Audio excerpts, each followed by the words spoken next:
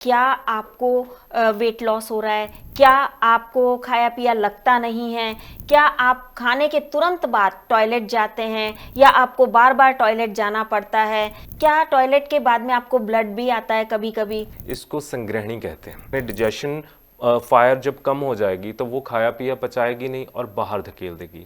जो पेशेंट्स बहुत पहले से ऐसी दवाइयाँ खा रहे हैं, पेन किलर्स खा रहे हैं, जो कि हमारे इंटेस्टाइन का जो म्यूकोजा है उसको छिल देती हैं एक तरह से, जो भी दर्द निवारक दवाइयाँ, अंग्रेज़ी दवाइयाँ बहुत ज़्यादा खाते हैं, तो उनसे भी ये दिक्कत हो सकती है। जो भी अल्सरेटिव कोलाइटिस के पेशेंट हैं, संग्रहणी के पेशेंट हैं, उनको हम कहेंगे कि वो मिर्च मसाले अपने खानों में बंद करें।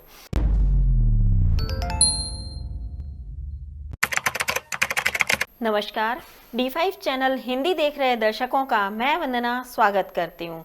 आज फिर हमारे स्टूडियो में मौजूद हैं डॉक्टर नवदीप ठाकुर जी। डॉक्टर नवदीप, आपका बहुत बहुत स्वागत है हमारे इस प्रोग्राम में। नमस्कार, थैंक यू सो मच। आज मैं दर्शकों से सवाल पूछना चाहूँगी कि क्या आपको वेट लॉस हो रहा है? क्या आपको खाया पिया लगता नहीं है? क्या आप खाने के तुरंत बाद टॉयलेट जाते हैं या आपको बार बार टॉयलेट जाना पड़ता है? क्या टॉयलेट के बाद में आपको ब्लड भी आता है कभी कभी? तो ये सब चीज़ें अगर आपको होती हैं तो आज हम इन सभी चीज़ों के बारे में डॉक्टर नवदीप ठाकुर जी से बात करेंगे। नवदीप जी, सबसे पहले तो आपका बहुत बहुत स्वागत है और आप हमें ये बताइए कि ये इतने सारे सवाल जो मैंने किए हैं ये किस बीमारी के सिम्टम्स हैं? नमस्कार, मैं डॉक्टर नवदीप सिंह ठाकुर। आज जैसे आपने पूछा कि बहुत सारे सिम्टम्स हैं इसमें, तो अगर आपको बार बार ये सिम्टम आता हो कि आप जैसे कुछ खाना खाते हैं और आपको सडनली आपको टॉयलेट के लिए जाना पड़ता है और आपको जो टॉयलेट आती है वो बहुत लूज टूल आता है, एकदम पतली टॉयलेट आती है आपको, और टॉयलेट के साथ साथ आपको पेट में मरोड़ होना, दर्द होना, ये दिक्कतें रहती हैं। और इसके साथ साथ अगर आपको वेट लॉस होता है, बहुत ज़्यादा कमज़ोरी होती है, पेशेंट अक्सर कहते हैं कि हम तो जी बहुत अच्छा खाते हैं, बहुत न्यूट्रिटिव डाइट लेते हैं, बट इतना सब के बाद भी उनका वज़न कम रहता है, उनको खाया पिया लगता नहीं है, शरीर में हर वक्त दर्द रहना या कमज़ोरी रहना, ये दिक्कतें होती हैं। और जब भी वो टॉयलेट जाते हैं तो उनको कई बार पेन भी होता है। एंड जो टॉयलेट का इतनी फ्रिक्वेंसी हमने देखी है, कई बार लोगों में दिन में 10 से 20 बार भी टॉयलेट जाना पड़ता है। वो जैसे ही कुछ पानी भी पिएंगे, कुछ भी खाएंगे, उनको भागना पड़ता है। उनके मन में हमेशा ये डर बना रहता है कि कहीं वो आए जाएं तो उनको कोई दिक्कत तो नहीं हो जाएगी टॉयलेट की वजह से। तो जी हाँ, ये समस्या जो है बहुत ही गंभीर रोग है, इसको संग्रहणी कहते हैं। संग्रहणी ये पेट का रोग है। इसमें क्या होता है कि जो आपके इंटेस्टाइन है वहाँ पर स्वेलिंग आ जाती है। एक हमारी स्मॉल इंटेस्टाइन और लार्ज इंटेस्टाइन के बीच में जगह है जहाँ पे, जिसको ग्रहणी कहते हैं उस ऑर्गन को, और वहाँ पर जो रोग होता है उसे संग्रहणी कहते हैं। अब इसका मेन कारण क्या है कि जब हमारी अग्नि, जो हमारी डाइजेशन फायर है जिसको हम अग्नि कहते हैं, जब वो खराब हो जाती है, वो विषम हो जाती है, तो जब हम कुछ भी खाते हैं तो वो पचा नहीं पाती। तो जो भी आप खाएंगे वो अनडाइजेस्टेड फॉर्म में, बिल्कुल भी नहीं पचा हो, वैस सच हमारी बॉडी उसे, हमारी इंटेस्टाइन उसे बाहर की तरफ धकेल देती है। तो इस बीमारी को संग्रहणी कहते हैं। इसके होने के और क्या कारण हो सकते हैं या ये क्यों होती है? इसके होने की वजह क्या हो सकती हैं? देखिए, संग्रहणी बहुत ही गंभीर रोग है। बहुत सारे फैक्टर्स हैं संग्रहणी रोग होने के। सबसे पहले इसमें क्या होता है कि आपकी जो इंटेस्टाइन है, आपकी जो आंत है, उसमें सूजन आ जाती है, इन्फ्लामेशन आ जाती है और उसकी सेंसिटिविटी बढ़ जाती है। हाइपर सेंसिटिविटी में क्या होता है कि जनरली जो हमारी इंटेस्टाइन है वो, उसका काम है कि जो भी आप खाते हैं उसको पचाए, उसका डाइजेशन करे। जो भी आप खाते हैं उसके जो न्यूट्रिएंट्स हैं उसको डिसइंटीग्रेट करती है, उनका विभाजन करती है, और हमारा जो गट का मिकोजा है उसको, उसके जो न्यूट्रिएंट्स हैं उसको एब्जॉर्ब करता है ताकि हमारे शरीर में जो भी न्यूट्रिशन है वो पहुंचे हमारे खाने का। लेकिन जब वहाँ पे इन्फ्लेमेशन हो जाती है, स्वेलिंग हो जाती है, वहाँ पर घाव हो जाते हैं, तब यह समस्या होती है। अब होने के कारण बहुत सारे हैं। इसमें हमारा मेन खान पान की समस्या रहती है। जब हम गलत खान पान करते हैं जिसके कारण हमारी जो अग्नि है वो मंद हो जाती है, यानी डिजेशन फायर जब कम हो जाएगी तो वो खाया पिया पचाएगी नहीं और बाहर धकेल देगी। इसके अलावा कई केसेस में हमने देखा है, जब इसका बहुत बड़ा कारण यह है कि कई बार अगर आपको डायरिया लगा हो, कई बार बार बार लूज टूल्स हो जाते हैं, कुछ गलत खा लिया, इन्फेक्शन हो गया, और ड्यूरिंग दैट इन्फेक्शन जब आप गलत खाना अपना बंद नहीं करते हैं तो क्या होता है, वात विकृति हो जाती है, जिससे क्या होता है हमारी गट की मोटिलिटी इतनी ज़्यादा बढ़ जाती है कि वो जो जनरली जैसे उसे मूवमेंट करना होता है वो उससे बहुत तेज़ी से मूवमेंट करती है। तो जो भी आप खाएंगे वो बहुत जल्दी मूवमेंट करने के कारण हमारी गट उसे बाहर निकाल देती है। तो ये कारण हुआ। तीसरा, कई बार कई पेशेंट्स में हमने देखा है कई कॉम्प्लिकेशंस रहती हैं, जैसे किसी को बवासीर की दिक्कत है, पाइल्स की दिक्कत है, तो उस केसेस में भी जो कॉम्प्लिकेशन के तौर में भी ये बीमारी पाई जाती है। इसके अलावा जो पेशेंट्स बहुत पहले से ऐसी दवाइयाँ खा रहे हैं, पेन किलर्स खा रहे हैं, जो कि हमारे इंटेस्टाइन का जो म्यूकोजा है उसको छील देती हैं एक तरह से, जो भी दर्द निवारक दवाइयाँ, आप अंग्रेज़ी दवाइयाँ बहुत ज़्यादा खाते हैं, तो उनसे भी ये दिक्कत हो सकती है। इसके अलावा कुछ ऑटोइम्यून रोग भी होते हैं। ऑटोइम्यून रोगों में क्या होता है कि हमारी सेंसिटिविटी इतनी बढ़ जाती है, हम कुछ खाते हैं जिसके प्रति हमारा इम्यून रिस्पॉन्स इतना हाइपर एक्टिव हो जाता है कि हमारी बॉडी उसको बाहर धकेलने का प्रयास करती है। ऐसे में जैसे सीलिक डिसीज़ हैं जहाँ पे कुछ एलर्जीज डेवलप हो जाती हैं, चाहे वो वीट से हो या मिल्क से हो, गेहूं से या दूध से होने वाली एलर्जीज। ऐसे बहुत सारे कारण हैं जिसमें कि हमें संग्रहणी रोग हो जाता है और हमें खाया पिया नहीं लगता और दिन में हमें बार बार टॉयलेट जाना पड़ता है और वो टॉयलेट बहुत पतली आती है। कई बार हमने देखा है पेशेंट को झाग जैसी स्टूल आता है और कई बार बहुत कॉम्प्लिकेशन जब हो जाती है डिसीज़ में, कई बार लोग इग्नोर करते हैं इनिशियल स्टेजेस में, तो ये गंभीर अवस्था में जाकर अल्सरेटिव कोलाइटिस में भी परिवर्तित हो जाती है, जहाँ पर आपके टॉयलेट में ब्लड आना शुरू हो जाता है।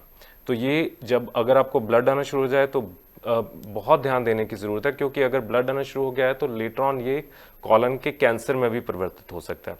तो अगर आपको ये सारे सिम्टम्स आ रहे हैं तो ज़रूर इस पे ध्यान दीजिए। जब किसी को संग्रहणी रोग हो जाता है तब उसे क्या चीज़ खानी पीनी चाहिए और क्या चीज़ नहीं खानी पीनी चाहिए, किन चीज़ों से उसका परहेज करना बहुत ज़रूरी हो जाता है? देखिए, संग्रहणी रोग में जैसे मैंने बताया कि आपकी अग्नि विषम हो गई है, आपकी अग्नि मंद हो गई है, आपकी डाइजेशन ठीक नहीं रही है और आपकी जो इंटेस्टाइन है, जो आपकी आंत है, वो छिल गई है। तो हमें ऐसा अन्न नहीं खाना है, ऐसा कोई भी भोजन नहीं खाना है जो हमारी इंटेस्टाइन को एक तरह से उसको छीले या उसको तंग करे। अब इसमें क्या चीज़ें आ जाती हैं, जैसे आप कोई भी ऐसी चीज़ ना खाएं जो इरिटेंट का काम करे, जो उसमें किसी भी तरह को तीखापन जिसमें होगा वो चीज़ आप ना खाएं। जैसे आप मिर्च मसाले वाली चीज़ें ना खाएं। जो भी अल्सरेटिव कोलाइटिस के पेशेंट हैं, संग्रहणी के पेशेंट हैं, उनको हम कहेंगे कि वो मिर्च मसाले अपने खानों में बंद करें। बहुत ज़्यादा तीखा खाना आपके पेट के लिए अच्छा नहीं है। इसके अलावा जो भी स्टिकी फूड है, जैसे प्रोसेस चीज़ आजकल बच्चे बहुत खा रहे हैं, पिज़्ज़ा बर्गर्स में बहुत ज़्यादा पाया जाता है, ये स्टिकी फूड भी आपकी गट हेल्थ को ख़राब करता है, आपके इंटेस्टाइन को ख़राब करता है, तो इससे बचिए। और अगर आपको ऑलरेडी एलर्जी डेवलप हो चुकी है, अगर आपको कंफर्म्ड है कि आपको वीट एलर्जी है, मिल्क एलर्जी है, तो आपको डेयरी प्रोडक्ट्स और वीट को भी छोड़ना पड़ेगा। ग्लूटेन फ्री डाइट आप ले सकते हैं। और इसके अलावा आपने एक चीज़ का ध्यान रखना है कि आप कुछ ऐसा ना खाएं जिससे आपकी डाइजेशन ख़राब हो। कोई भी आप जंक फूड खाते हैं या फिर आप ऐसे टाइम पे खाते हैं, आपको ये नहीं पता आप दिन का कब खा रहे हैं, दोपहर का कब खा रहे हैं। एक टाइम स्केड्यूल अपना सही रखिए कि सुबह आप पर्टिकुलर टाइम में खाइए, दोपहर को आप पर्टिकुलर टाइम में खाइए। अगर आप रात को जाग रहे हैं, 12-1 बजे खा रहे हैं, तो ये सारे कारण मिलकर आपकी डाइजेशन फायर को ख़राब करते हैं, जिसके कारण आपको ये रोग होते हैं। बहुत देर रात तक जागने से भी प्रॉब्लम्स होती हैं। इसके अलावा सबसे एक इम्पॉर्टेंट फैक्टर जो मैं बताना भूल गया था, सबसे इम्पॉर्टेंट फैक्टर इसमें हमने देखा कि साइकोलॉजिकल फैक्टर्स होते हैं। हमारी जो इंटेस्टाइन है, इसको हमारा नर्वस सिस्टम भी कंट्रोल करता है। तो जो लोग हमने देखा बहुत ज़्यादा एंक्शस होते हैं, बहुत ज़्यादा जिनमें घबराहट पाई जाती है, बार बार पैनिक अटैक आ जाते हैं, कोई बात हो डर जाते हैं, घबरा जाते हैं, तो ऐसे केसेस में जैसे ही आपको कोई घबराहट होगी तो आपकी जो पेरिस्टाल्टिक मूवमेंट है, आपके पेट की जो मूवमेंट है, वो तेज़ होनी शुरू हो जाती है। तो ऐसे लोगों में बार बार पेट में गुड़ गुड़ की आवाज़ होती है और बार बार उनको टॉयलेट जाना पड़ता है। जैसे ही उनको डर लगा कोई ऐसी बात हो गई तो उनको दिक्कत आएगी। तो अपनी मेंटल हेल्थ को भी ठीक रखना बहुत ज़रूरी है। एंक्शियस ना रहें तो आप बिल्कुल ठीक हो सकते। डॉक्टर नवदीप, यहाँ मैं आपसे ये जानना चाहूँगी कि कई लोग नॉनवेज खाने के बहुत शौकीन होते हैं, तो क्या वो नॉनवेज खा सकते हैं संग्रहणी रोग होने पर? देखिए, नॉनवेज अगर आपने खाना है संग्रहणी रोग में, आप बिल्कुल खा सकते हैं, लेकिन उसको लेना किस फॉर्म में ये मैटर करता है। आपको लेना है उसे सूप फॉर्म में। सूप फॉर्म में आप लें और उसको बहुत ज़्यादा स्पाइसी ना रखें। सूप फॉर्म में अगर आप, जैसे चिकन सूप होता है या मटन सूप होता है, अगर आप इस फॉर्म में लेंगे तो वो आपको न्यूट्रिशन देगा, वो आपकी अग्नि का दीपन करेगा, यानी कि आपकी डाइजेशन फायर को बढ़ाएगा। और जो आपको मेल एब्जॉर्प्शन हो रहा है, जो आपको न्यूट्रिएंट्स आपकी बॉडी आपको एब्जॉर्ब नहीं कर पा रही, जिसके कारण आपको वीकनेस रहती है, वो सारी भी ठीक होना शुरू हो जाएगी। उसको आप देसी घी डाल के भी ले सकते हैं। डॉक्टर नवदीप, मैं आपसे ये भी जानना चाहूंगी कि कई लोग मिल्क प्रोडक्ट बहुत ज़्यादा लेते हैं, तो वो लेना, जैसा कि आपने बताया, उनके लिए ठीक नहीं है। तो क्या कोई ऐसा मिल्क प्रोडक्ट है जो वो खा सकते हैं या ले सकते हैं? देखिए, डिपेंड करता है कि आपका डायग्नोस्टिक क्राइटेरिया क्या है। अगर आपको संग्रहणी में आपका क्लियर है कि आपको लैक्टोज इंटॉलरेंस है या ग्लूटेन इंटॉलरेंस है, तब तो आपको पूरी तरह छोड़ना पड़ेगा। लेकिन अगर आपको लैक्टोज इंटॉलरेंस नहीं है, आपको मिल्क एलर्जी नहीं है, तो भी आप बाकी डेयरी प्रोडक्ट से बचिए। लेकिन सबसे अच्छा डेयरी प्रोडक्ट आपके लिए दो रहेंगे। आप जो छाछ होती है, बटर निकाल के, जब हम मक्खन निकालने के बाद जो पतली छाछ होती है, वो आप ले सकते हैं। पतली छाछ को आप जीरे के चूर्ण के साथ मिक्स करके लेंगे तो आपका जो संग्रहणी का रोग है उसमें काफ़ी लाभ मिलता है, और वो आपके इंटेस्टाइन की जो इन्फ्लामेशन हो रखी है उसमें भी काफ़ी लाभ मिलता है, और आपकी इन्फ्लामेशन कम होना शुरू हो जाती है। इसके अलावा आप देसी घी का भी सेवन कर सकते हैं, वो भी आपकी इंटेस्टाइन में जो इन्फ्लामेशन होती है उसको कम करता है, उसमें जो घाव हो गया उनको भरता है, और आपकी अग्नि को भी बढ़ाता है। घी की सबसे अच्छी बात है, जो आपकी डाइजेशन फायर है उसको वो बढ़ाएगा, और आपको जो भी वीकनेस हो गई है इस बीमारी की वजह से उसमें भी लाभ देगा। जिनको कोलेस्ट्रॉल की प्रॉब्लम होती है वो फिर इसमें क्या खा पी सकते हैं? देखिए, कोलेस्ट्रॉल की प्रॉब्लम हो तो भी आप देसी घी ले सकते हैं। ज़रूरी है कि वो शुद्ध देसी गाय का हो और वो कोई भी एडल्ट्रेटेड ना हो, तो आपको कोई समस्या वाली बात नहीं है। और साथ में अगर बहुत ज़्यादा कोलेस्ट्रॉल है, आप साथ में ऐसी औषधियाँ लीजिए जिससे, जैसे अर्जुन है, तो आप ऐसी औषधियाँ लीजिए जिससे आपका कोलेस्ट्रॉल नॉर्मलाइज रहे। कोई दिक्कत वाली बात नहीं, आप साथ में ले सकते। आजकल डॉक्टर्स मिलेट खाने पर बहुत ज़्यादा जोर दे रहे हैं, कह रहे हैं कि मिलेट्स खाना स्वास्थ्य के लिए बहुत अच्छा होता है। तो क्या जिनको संग्रहणी है वो मिलेट्स खा सकते हैं? यदि हाँ, तो कौन से मिलेट्स उनके लिए ज़्यादा बेनिफिशियल हैं खाने? देखिए, जो संग्रहणी रोग है इसमें हमने देखा है कि ज़्यादातर गेहूं से और दूध से कई बार इंटॉलरेंस रहती है, तो उनको ना ही लें तो अच्छा रहेगा। और उसमें आपके लिए मिलेट्स एक अच्छी डाइट का ऑप्शन रह सकते हैं। और मिलेट्स में भी जो कंगनी और हरी कंगनी है, फॉक्सटेल और ब्राउन टॉप मिलेट की बात करूंगा मैं, ये इनको आप डेली रूटीन में शामिल करेंगे तो आपको संग्रहणी रोग में लाभ मिलता है, आपकी डाइजेशन अच्छी होती है। और अगर आप इनको अम्बली की तरह लें, फर्मेंटेड फॉर्म में लेंगे, तो भी आपका जो गट हेल्थ है, जो गट फ्लोरा है आपका, उसमें आपके गुड बैक्टीरियाज डेवलप होंगे, जिससे भी आपकी डाइजेशन अच्छी होगी और आपको इस प्रॉब्लम में बहुत लाभ मिलेगा। क्या संग्रहणी रोग को घर पर रह करके भी ठीक किया जा सकता है? देखिए, इनिशियल अवस्था है अगर आपकी, तो आप ज़रूरी कुछ डाइट रेजिमेंट्स को फॉलो करके आप ठीक हो सकते हैं। लेकिन अगर आप बहुत ज़्यादा ही कॉम्प्लिकेशन में जा चुके हैं, जहाँ पर आपकी टॉयलेट में ब्लीडिंग होना शुरू हो गई है, आपको टॉयलेट करते टाइम बहुत ज़्यादा पेन होता है, तो आप ज़रूर अपने प्रोफेशनल डॉक्टर के पास जाकर उसका इलाज कराएं। अगर इनिशियल अवस्था में है तो आपने ध्यान रखना है कि आपने कोई ऐसी चीज़ नहीं खानी है जो आपकी डाइजेशन को ख़राब करे। आप कोई भी कॉन्टेमिनेटेड चीज़ ना खाइए, साफ़ सुथरी चीज़ें खाइए। और कोई भी मिर्च मसाले वाली चीज़ें, तली भुनी चीज़ें, fried items, sticky food item जैसे प्रोसेस चीज़ हो गया, मैदा हो गया, जंक फूड हो गया, इन चीज़ों से आप परहेज़ रखें। और अपनी डाइट में फ्रूट्स को शामिल कीजिए, अपनी डाइट में मिलेट्स को शामिल कीजिए, अपनी डाइट में अपना देसी घी ज़रूर रखिए और छाछ का ज़रूर सेवन कीजिए। तो ये डाइट आपको बिल्कुल ठीक कर सकती है। डॉक्टर नवदीप, एक चीज़ और मैं आपसे जानना चाहूँगी कि जिनको संग्रहणी रोग हो चुका है और उनको पेट में दर्द उठ रहा है, तो उस वक्त वो क्या करें ऐसा जिससे कि दर्द उनका कम हो जाए? देखिए, संग्रहणी रोग में क्या रहता है कि पेशेंट की जो अवस्थाएं हैं वो बदलती रहती हैं। ये बिल्कुल भी स्टेबल बीमारी नहीं है। इसमें हमने देखा कि पेशेंट ठीक रहता है कुछ दिन, उसके बाद उसको दोबारा रिकरेंस हो जाती है कि 10-15 दिन बाद उसको दोबारा से लूज स्टूल्स आने शुरू हो गए, पेट में दर्द रहना शुरू हो गया, पेट में गड़गड़ होनी शुरू हो गई। तो ये सारी दिक्कतें आती हैं। तो संग्रहणी रोग में आप बिल का डेली प्रयोग कर सकते हैं, बिल के फ्रूट का आप सेवन कर सकते हैं, बिल को शेक की फॉर्म में ले सकते हैं। इसके अलावा आप बिल के चूर्ण का भी प्रयोग कर सकते हैं डेली 10 ग्राम की मात्रा में कोसे पानी के साथ। तो आप देखेंगे आपकी जो बार बार आपको स्टूल के लिए बार बार जाना पड़ता था, वो आपकी फ्रीक्वेंसी कम हो जाएगी। अगर आप 20 बार जाते थे वो कम से कम 10 बार पे आ जाएंगे। क्या कोई काढ़ा इसमें फायदेमंद होता है? जी बिल्कुल, इसमें आप पुदीने का काढ़ा ले सकते हैं और अमरूद के पत्तों का काढ़ा ले सकते हैं। ये आपके पेट के लिए बहुत अच्छा रहेगा। एंड आप जीरे का डेली सेवन कीजिए। जीरा आपके पेट के लिए बहुत अच्छा है। जीरे को अगर आप लस्सी के साथ लें, छाछ के साथ लें तो संग्रहणी में बहुत अच्छा लाभ देता है और आपकी डाइजेशन फायर को भी इम्प्रूव करता है। संग्रहणी रोग में एक बहुत अच्छा फ्रूट है, अगर आप अनार का डेली सेवन करते हैं तो उसमें भी काफ़ी लाभ मिलता है। देखिए, एक हमने देखा संग्रहणी रोग में आपका HBB बहुत कम जाता है, एनीमिया हो जाता है, जहाँ पे ब्लीडिंग इन स्टूल्स रहती है, बार बार ब्लीडिंग होती है टॉयलेट में।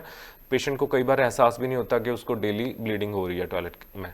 तो उस केस में अगर आप अनार का डेली सेवन करते हैं तो आपका HBB रेस करता है और वो आपके पेट की हेल्थ की बहुत अच्छी रहती है।